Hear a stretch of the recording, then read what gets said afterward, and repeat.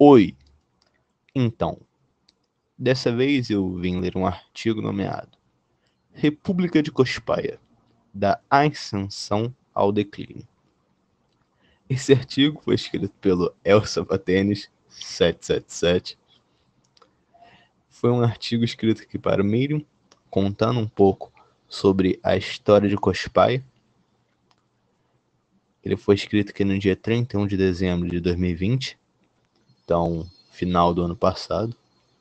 Sem mais delongas, começar a leitura aqui do artigo. Contexto histórico. A Itália da Idade Média era certamente muito diferente da Itália atual, nascida no século XIX.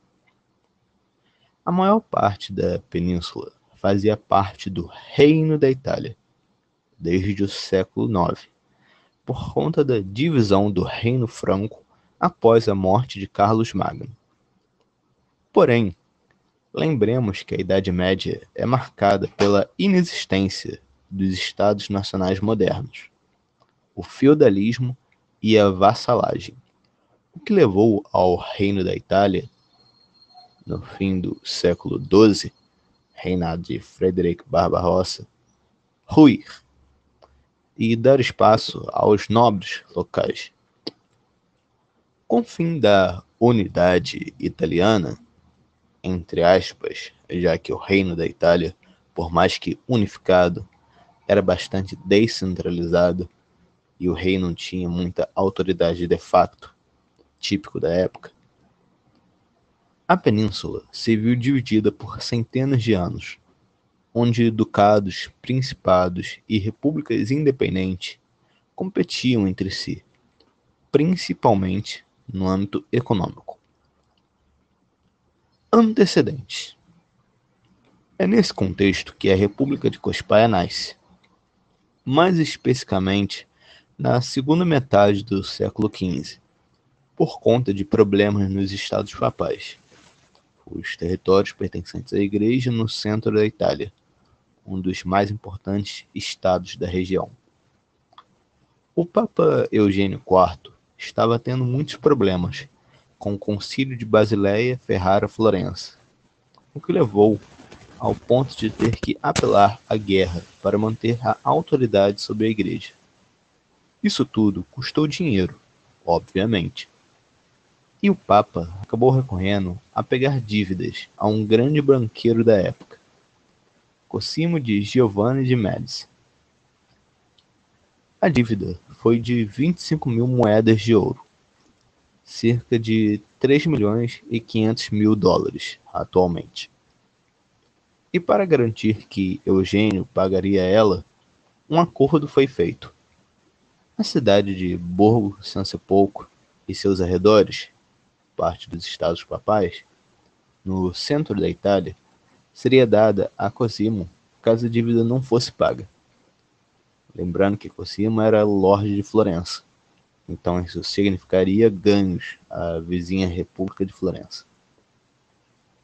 Essa dívida foi pega em 1431 e 10 anos depois, em 1441, chegara a hora de pagar, coisa que o Papa não conseguiu fazer e teve que dar as terras que prometeu no tratado. Representantes da República de Florença e dos Estados Papais se encontraram para traçar os territórios perdidos pelo Papa. E após as negociações, o tratado foi assinado. Porém, cada um lado interpretou o tratado de forma diferente, principalmente por desentendimentos no rio Tibre. E no fim, as terras de dívida do Papa se tornaram uma disputa territorial. Proclamação da República e História de Cospaia. Quem também estava incluído nessa disputa era o vilarejo de Cospaia, que teve uma atitude muito diferente na região. Quando os moradores da vila descobriram da confusão do tratado, logo perceberam que estavam livres de Florença e de Roma. A República de Cospaia foi imediatamente declarada, com brasão e bandeira. O lema da recém-criada micronação descreveria o resto de sua história em uma única frase: Perpetua et firma libertas, eterna e firme liberdade. Por mais que proclamada debaixo do nariz do Papa e de Cosimo, ambos estavam ocupados demais com as negociações da fronteira e acabaram por aceitar a existência de Cospaia como um estado tampão entre os dois. Afinal, era uma vila com cerca de 300 pessoas, que não atrapalharia ninguém. Ao menos era o que pensavam. A vila se tornou uma zona livre de impostos. Mercadores de toda a Itália agora se interessavam em ir a Cospaia por sua liberdade comercial e a facilidade para acumular bens, já que, como dito, não foram instituídas taxas. Os judeus também eram atraídos à vila, já que Cospaia não os discriminava, diferente do resto da Europa. E por isso o comércio entre cristãos e judeus se tornou comum na República, ajudando o crescimento econômico local. A economia de Cospaia, por conta das coisas supracitadas, teve um aumento significativo. É importante ressaltar que, mesmo com uma república sendo proclamada, o estado de Cospaia nunca realmente existiu. E, consequentemente, as leis positivas não vieram a aparecer na vila, o que acarretou na vinda de vários foras da lei da Itália para morar naquela terra, onde ninguém poderia o perseguir ou o prender. Porém, Cospaia não era visto como um lugar importante de início. As coisas iriam mudar apenas no ano de 1574. O tabaco, que foi trazido da Europa nas grandes navegações, se tornou um produto extremamente popular no continente, com uso medicinal para úlceras e até sífilis. Mas não só isso, o uso recreativo do tabaco também foi descoberto. E é aí que a ascensão de Cospaia se inicia, sendo o primeiro lugar da Itália a plantar o tabaco, conseguindo vender o produto principalmente aos aristocratas que possuíam os recursos para comprar e se divertir com a nova moda. A igreja, no entanto, precisava reagir diante dessa descoberta vinda do Novo Mundo, classificando o tabaco como uma planta do diabo e banindo seu uso nas igrejas. O Papa Urbano VIII, em 1642, foi mais longe ainda. Excomungou todos os fumantes da Igreja Católica, e os estados italianos acataram a decisão, cessando a produção de tabaco. O que a Igreja fez, no entanto, foi um tiro no pé. Cospaia simplesmente ignorou a excomunhão e as decisões do Papa, continuando a produção de tabaco, conseguindo assim o monopólio do produto em toda a península. Agora a vila se tornaram um dos mais importantes centros comerciais da Itália, com sua riqueza advinda do livre mercado e da produção massiva de tabaco, que aumentava a cada dia.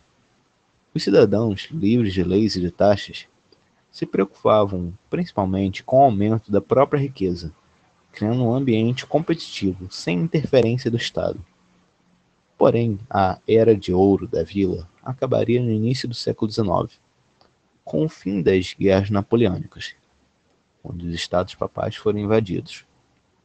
O Papa Leão XII decidiu dar fim ao erro fronteiriço que perdurou 385 anos e deu muita dor de cabeça ao papado, promulgando um ato de submissão da vila aos estados papais, na presença de 14 representantes da República.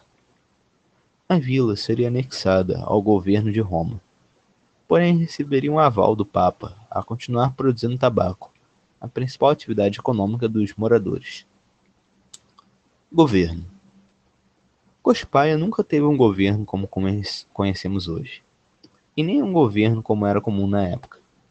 O que existia em Cospaia era a total ausência de leis positivas. Não existia exército ou polícia. Os deveres judiciais do dia a dia eram feitos numa reunião de famílias e anciões na casa da família Valente, que, por ser a mais importante da comunidade, tinha o título de presidente a um de seus membros. o que fazia da República de Cospaia uma monarquia, ao mesmo tempo que essa república era uma anarquia, por não existirem leis ou impostos. Isso faz de Cospaia um lugar único no mundo, lugar esse que se organizou de forma orgânica, independente, com ausência de coerção. A reunião na casa da família Valente duraria até 1718, quando as reuniões foram transferidas a uma igreja local, chamada Igreja da Anunciação, onde a única lei da República permanece até hoje na porta: Perpetua et firma libertas. Então é isso. Esse foi o artigo, como falei, escrito aqui pelo Sapatênis, grandíssimo El Sapatênis 777. Espero que todos tenham gostado da leitura desse artigo e até mais.